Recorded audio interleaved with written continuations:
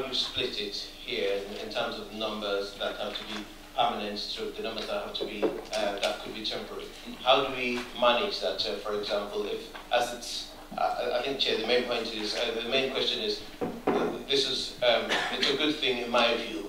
However, because it's now there, how do we manage the control of ad hoc so that we don't have more than the number, and then when immediately they can't go in there, they park on the neighbouring roads? Condition number 4, condition number 5 set out the number of parking spaces required for ad hoc. The number we anticipate on Oliver Road if this application was to be approved. Thank you.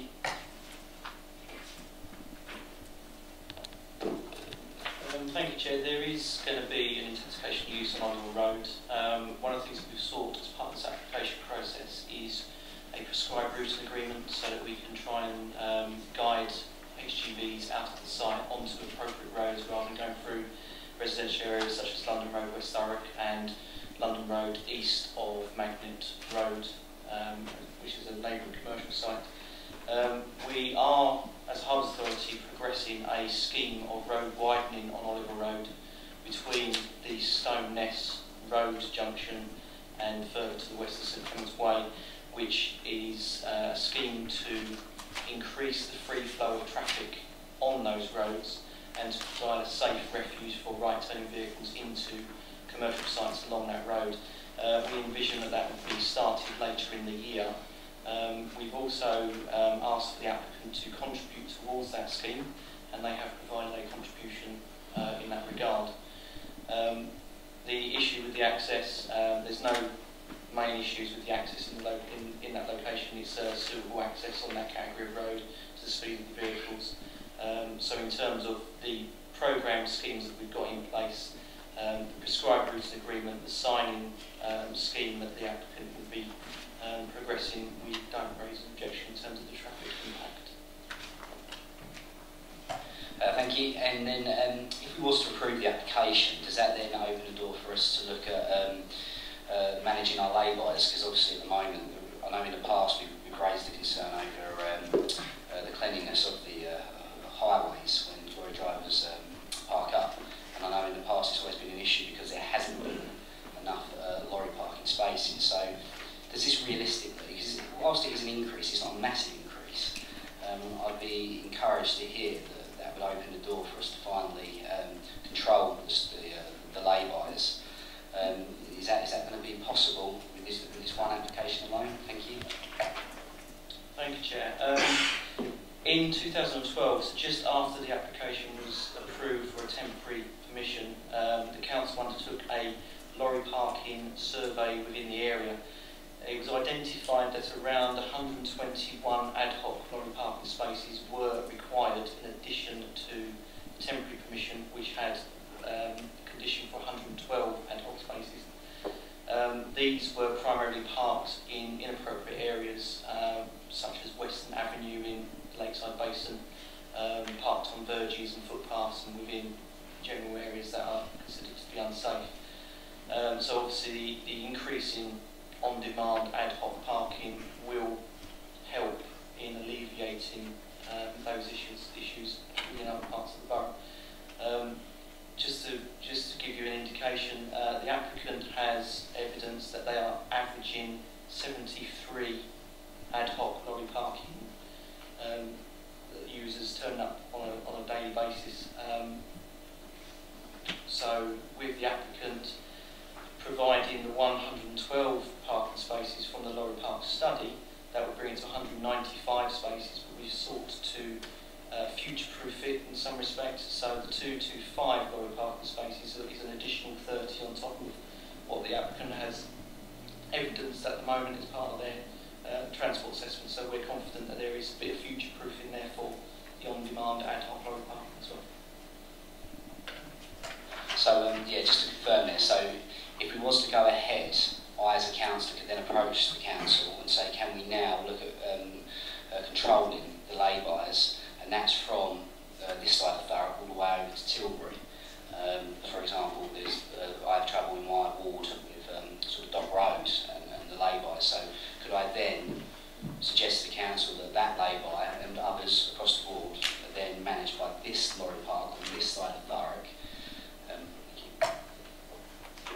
Thank you, Chair. That is correct. We, at the lorry park study, identified that the council needs to provide strategic lorry park provision throughout the borough, and subsequent to those provisions being provided, we can then provide a range of measures to try and stop inappropriate HGV parking within lay-bys and in inappropriate areas. So, with regards to the dock approach road into Tilbury, which is Highways Agency road, they are looking at stopping up those lay-bys for lorry parking because of the new lorry parking, the Tilbury North extension, for example.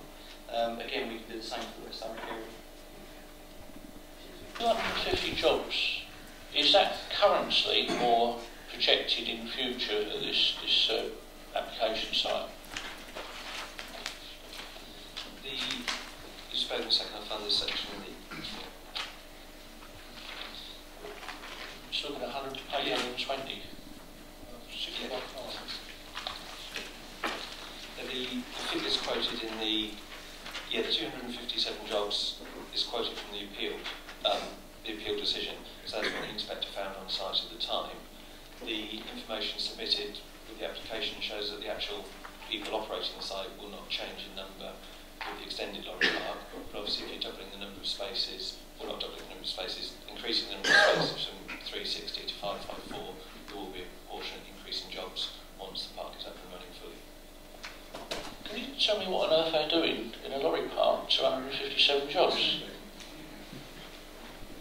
There would be people, so, well, if there's people coming in, driving the lorries in, somebody else driving the lorry out, if there was other activity in association with moving goods around between the lorries, but those are the figures that came from the planning inspector on the basis of their site visits and works during the planning appeals. So those figures are the ones that the inspector decided were.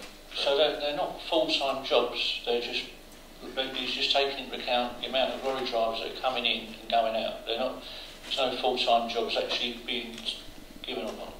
We haven't got the details, have we? The applicant indicates that there will be 20 jobs in connection with the actual running of the site, so security, that sort of thing. But the other jobs obviously depend on the number of vehicles on the site. Oh, okay. Okay, any other, sorry, more questions? Yeah, just following on from what you said, how do we ensure that that doesn't become a logistics park? We have put conditions on which restrict it to contract parking and out-of-hour lorry parking. Condition 5 prevents more than 10% of the vehicle, sorry, more than 10% of the spaces being restricted, no more than 10% of the contract spaces, so that's 339 contract spaces, no more than 10% of those can be used for the braking flows, which is effectively a large lorry comes in and then perhaps two smaller lorries go out. So we've got restrictions in there limiting it to 34 spaces overall. Sorry, it's a bit too technical. I'm not sure what that means. The proposal is for lorry parking. Part of that is the contract parking, which is the 339 spaces. So that's lorries that come in, they park. For a contract, they're sort of effectively park there, well, contract parking. 215 spaces are the sort of overnight spaces. So that'd be people coming in, stopping off here, and then carrying on down to Kent or something, for example. In terms of the actual, what you've said, logistics park, there is, condition 5 says that 10% of the contract spaces can be used for braking of loads. So that's effectively what you're talking about in terms of logistics, where an HGV comes in and then perhaps two small LGVs go out and deliver to the local Tesco's, for example. So we've got a condition that says no more than 10% of the contract parking, so that's about 34 spaces. Opportunity to speak on this item. I act as agent for the applicant, Industrial Chemicals Group. I'm pleased to have reached this stage following validation of the planning application in January last year, approximately 18 months ago. The existing lorry park, known as Tyson Truck Park, is meeting an identified need for dedicated HGV parking facilities and provides a strategically well-located, accessible, secure and well-run parking facility in West Thurrock. The truck park currently generates approximately 400 jobs. They're associated with HGV drivers themselves, ancillary office activities, and tradespeople such as welders, electricians, security, cleaning and site management staff. Additional local employment is also generated for external suppliers and contractors in areas such as vehicle maintenance and repairs, tyre fitting and canteen facility staff, whose operations are to some extent reliant on the lorry park activities. Planning applications seeks to extend the HGV parking facilities to 554 spaces, along with ancillary facilities and supporting infrastructure, and responds to the need for locating a strategic lorry park in West Thurrock, as set out in the Thurrock Lorry Park study from March 12, prepared by Colin Buchanan on the Council's behalf. Indeed, the policy basis for lorry parking in this location is consistent with the NPPF's Sustainable Transport and Development aims, and is compliant with the Council's key LDF core strategy policies, which recognise the need to deliver 24-hour lorry parks, maintain high and stable levels of economic growth, and safeguard biodiversity on industrial areas within West Thurrock. The site was also identified in the Council's draft site-specific allocations and policies DBT as a preferred site for a lorry park to meet the identified needs, and it's anticipated that the new local plan will endorse this approach in due course. The planning application is supported by a comprehensive range of technical work, including transport, drainage, air quality, landscape and ecological studies to ensure the proposals are fit for purpose. An additional 225 jobs would be created, bringing the total employment to around 600 jobs, along with further employment opportunities for local suppliers and services.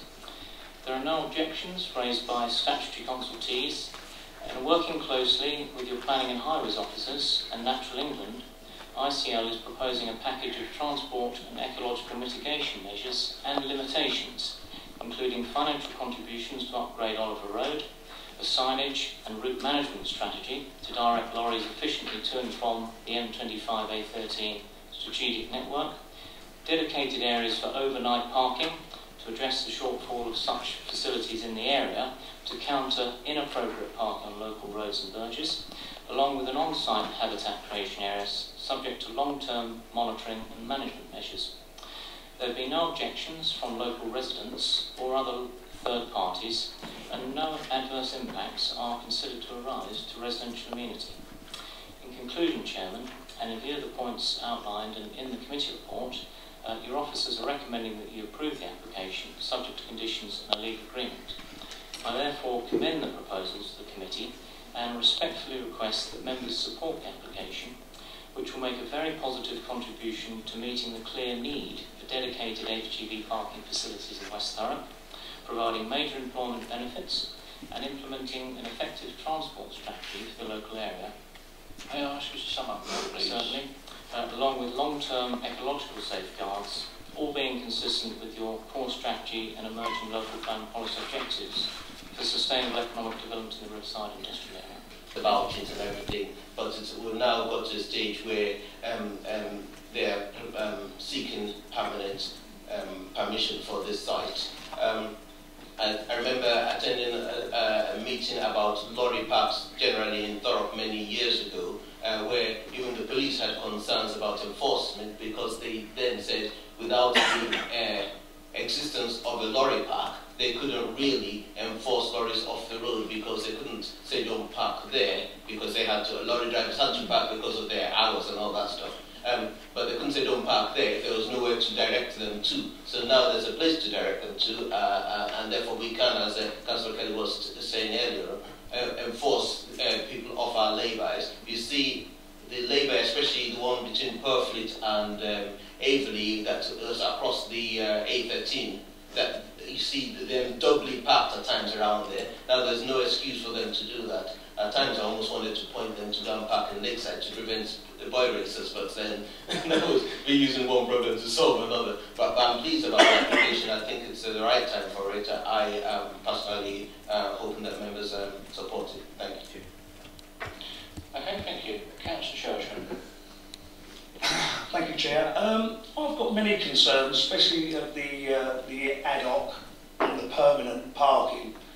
Also, the lorry movements along, you know, we're not just talking about, you know, Oliver Road, we're talking about further down towards the Circus Tavern.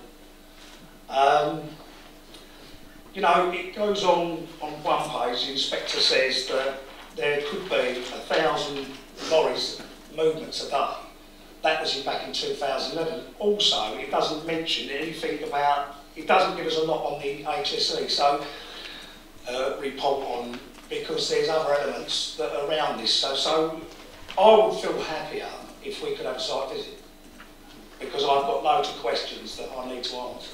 So if we could have a site visit, would that be possible? Okay, anyone wishing to second that? Right, well, if you, so you want to propose a site visit? I want to propose a site visit. Okay, Sorry, Chair. right, so Councillor Rice, you want to second the site visit? Yes, I'd certainly. Yes, Right, well, rather than waste time and debate at the moment, if you want a quick show of hands, all those in favour for a site visit, and is it just purely to visit that site? Well, just visit the site itself and have a look to see what, you know, like, because there's job creations and there's lorry movements. There's so many different little things that I think a site visit would clear up. Chair. Sorry. So sorry, on that I can understand Councillor Churchman's position about the site visit if the issue, as you just stated, was about the site itself. But some of the issues you stated is about lorries parking on the road all the way down to Circus Tavern, if I heard you right. I'm not sure how a site visit to this location would help us understand that unless we start visiting all the vicinities where we're thinking that the lorries will park. Okay. Can I answer that? I've never actually said lorries parking. I'm talking about depths of traffic going down from London Road into London Road, into Stonehouse. If you go to the Circus Tavern, I wasn't saying about parking up. We know that happens everywhere. I mean, it doubles up. So basically, So you've got issues where you'd like to have a look on the site, see what other problems or potential problems or issues that are on that site. That's correct, Chair. So your Councillor Rice wants to second that. Yes. Have a show of hands in, all those in favour for a site visit then.